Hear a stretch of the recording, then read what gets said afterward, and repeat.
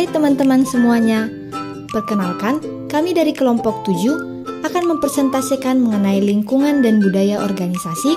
Terlebih dahulu kami akan memperkenalkan diri, di mana saya sendiri, Rini Natalina Sitanggang, dan teman saya Maria Vincentia Sialoho dan Melin Amanda Simalango dalam mata kuliah pengantar manajemen. Pembahasan yang pertama adalah mengenai lingkungan dan organisasi bisnis. Yang pertama, organisasi bisnis sebagai bagian dari lingkungan. Apa sih pengertian organisasi itu? Organisasi adalah kumpulan orang-orang, tidak dapat dilepaskan dari lingkungan karena pada dasarnya organisasi juga merupakan bagian dari lingkungan dan masyarakat.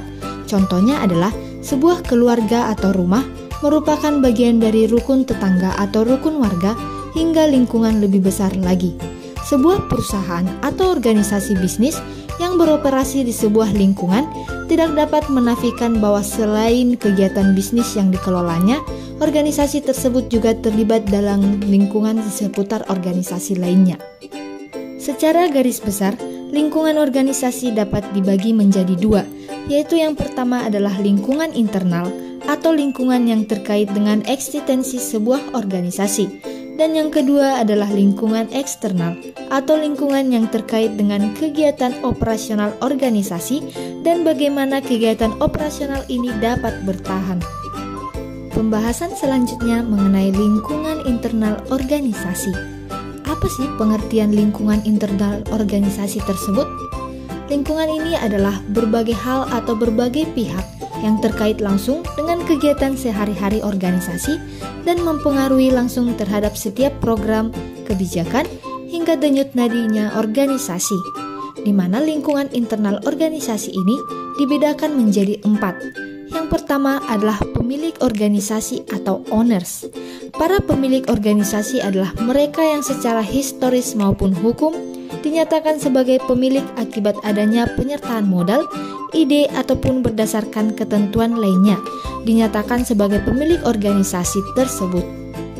Yang kedua adalah tim manajemen atau board of manager or direction.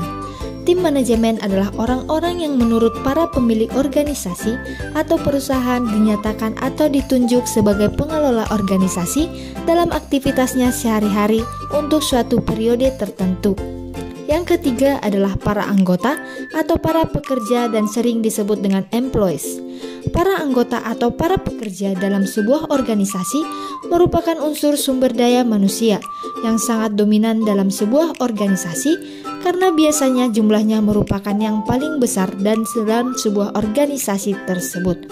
Yang keempat adalah lingkungan fisik organisasi atau sering disebut dengan physical work environment, di mana pemilik organisasi, pekerja, dan tim manajemen merupakan orang-orang yang memiliki sumber daya manusia dari perusahaan tersebut. Sebagaimana telah diterangkan, organisasi memiliki sumber daya yang tidak hanya orang seorang saja, tetapi juga sumber daya uang, sumber daya alam, dan maupun sumber daya informasi. Kemudian bahasan yang kedua adalah lingkungan eksternal organisasi. Bagaimana lingkungan eksternal organisasi ini? Lingkungan yang berada di luar organisasi dan yang perlu dianalisis untuk menentukan kesempatan dan ancaman yang akan dihadapi perusahaan, di mana terbagi menjadi dua, yaitu yang pertama adalah lingkungan eksternal operasional yang berkaitan langsung dengan kegiatan operasional organisasi atau seringkali dinamakan sebagai lingkungan mikro dari organisasi, dan lingkungan yang tidak terkait secara langsung dengan kegiatan operasional organisasi atau sering disebut dengan lingkungan makro dari organisasi. Lingkungan eksternal organisasi terbagi menjadi 7, yaitu yang pertama adalah pelanggan atau customer. Ini sering kali kita dengar atau sering disebut para pelanggan atau konsumen adalah mereka yang secara langsung memanfaatkan, menggunakan dan mengajukan permintaan atas barang atau jasa yang ditawarkan oleh organisasi. Dapat pula dikatakan bahwa pelanggan merupakan salah satu alasan kuat mengapa sebuah organisasi perusahaan berdiri dan beroperasi. Yang kedua adalah pesaing atau competition. Pesaing adalah organisasi bisnis lain yang menjalankan bisnis yang sama dengan organisasi yang kita jalankan. Karena bisnis yang dijalankan sama, maka pesaing merupakan tantangan sekaligus ancaman. Yang ketiga adalah pemasok atau supplier. Pemasok adalah pihak yang terkait langsung dalam kegiatan bisnis dari sebuah organisasi, khususnya adalah organisasi bisnis yang melakukan kegiatan produksi barang jadi dari berbagai jenis bahan baku. Kemudian yang keempat adalah partner strategis atau strategic partner. Partner strategis adalah perusahaan lain yang menjalankan bisnis berbeda dengan perusahaan kita, tetapi secara bersama-sama kita menjadi mitra kita dalam menjalankan bisnis yang saling menguntungkan kedua belah pihak, atau istilah biologi disebut simbiosis mutualisme. Yang kelima, regulator adalah pihak yang berkepentingan dalam menciptakan keadaan dan kegiatan bisnis yang fair dan aman bagi semua pihak yang ingin menjalankan bisnisnya masing-masing. Yang keenam adalah masyarakat umum, di mana masyarakat umum ini atau sering disebut society, yaitu adalah keseluruhan pihak yang tidak termasuk ke dalam lingkungan yang disebutkan di atas tersebut.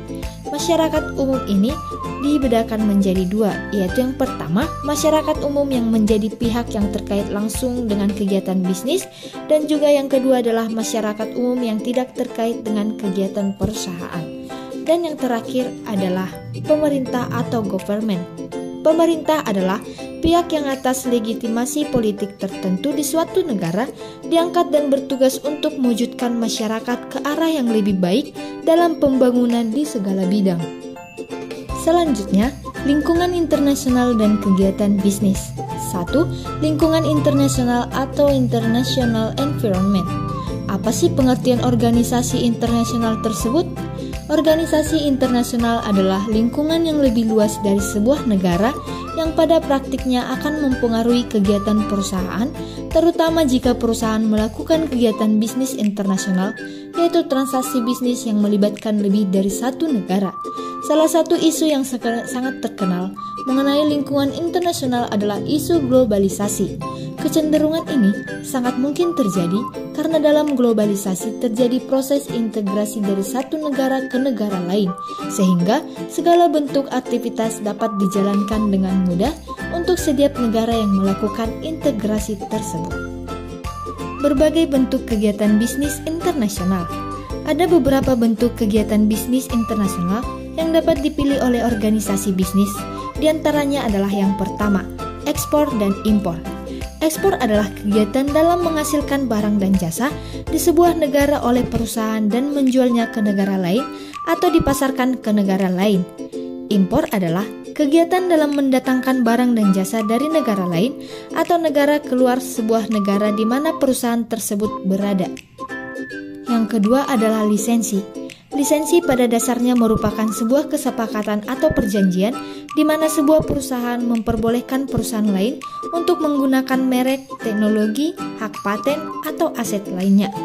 Yang ketiga adalah partner strategis atau International Strategic Alliance. Partner strategis sebagaimana dijelaskan di bagian sebelumnya merupakan salah satu bentuk kerjasama antara perusahaan secara internasional untuk dapat melakukan kegiatan bisnis yang saling menguntungkan antara kedua pihak lainnya. Dan yang keempat adalah investasi langsung atau direct investment. Investasi langsung adalah salah satu bentuk kegiatan bisnis internasional di mana sebuah perusahaan membeli sebagian atau keseluruhan aset dan melakukan investasi di sebuah perusahaan di suatu negara tertentu. Pembahasan selanjutnya mengenai budaya organisasi dan kegiatan bisnis. Yang pertama adalah pentingnya budaya bagi organisasi bisnis.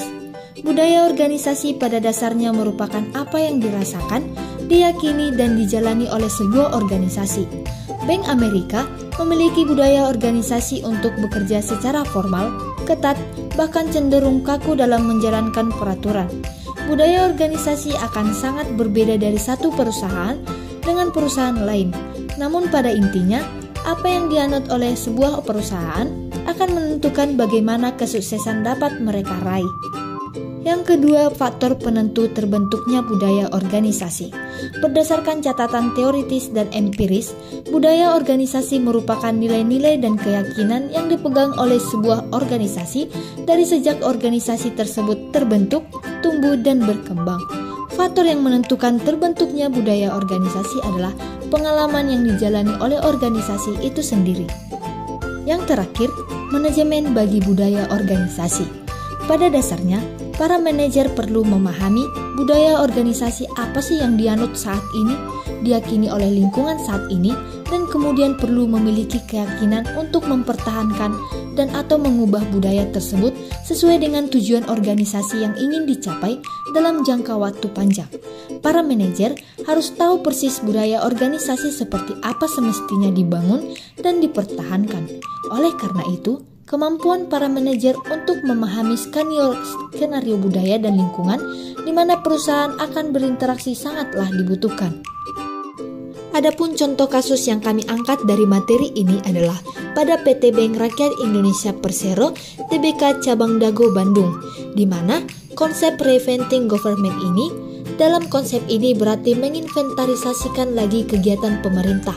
Pada awalnya, gerakan reinventing government diilhami oleh beban pembiayaan birokrasi yang besar, namun dengan kinerja operator birokrasi yang rendah. Tekanan dari publik sebagai pembayar pajak mendesak pemerintah untuk mengefisiensikan anggarannya dan meningkatkan kinerjanya. Pengoperasian fungsi pelayanan publik yang tidak dapat diefisiensikan lagi dan telah membebani keuangan tersebut. Akhirnya, dengan adanya budaya organisasi, maka manajer akan bisa mempengaruhi setiap anggota organisasi untuk berperilaku yang mengarah pada pencapaian tujuan organisasi. Ada 5 nilai pokok yang telah disetujui, yaitu yang pertama adalah sebagai integritas, yang kedua profesionalisme, ketiga kepuasan nasabah, keempat perhargaan pada SDM, dan yang kelima adalah keteladanan. Adapun kesimpulan dari materi kali ini adalah budaya organisasi pada dasarnya merupakan nilai dan norma yang diyakini oleh sebuah organisasi dalam mencapai tujuannya. Karena budaya organisasi dapat menentukan pencapaian tujuan organisasi, maka manajemen perlu memahami dengan benar budaya organisasi yang dianut oleh para anggotanya dan bagaimana diarahkan guna pencapaian tujuan organisasi secara efektif dan juga efisien. Demikianlah hasil presentasi kami mengenai pengantar manajemen tersebut. Sekian dan terima kasih.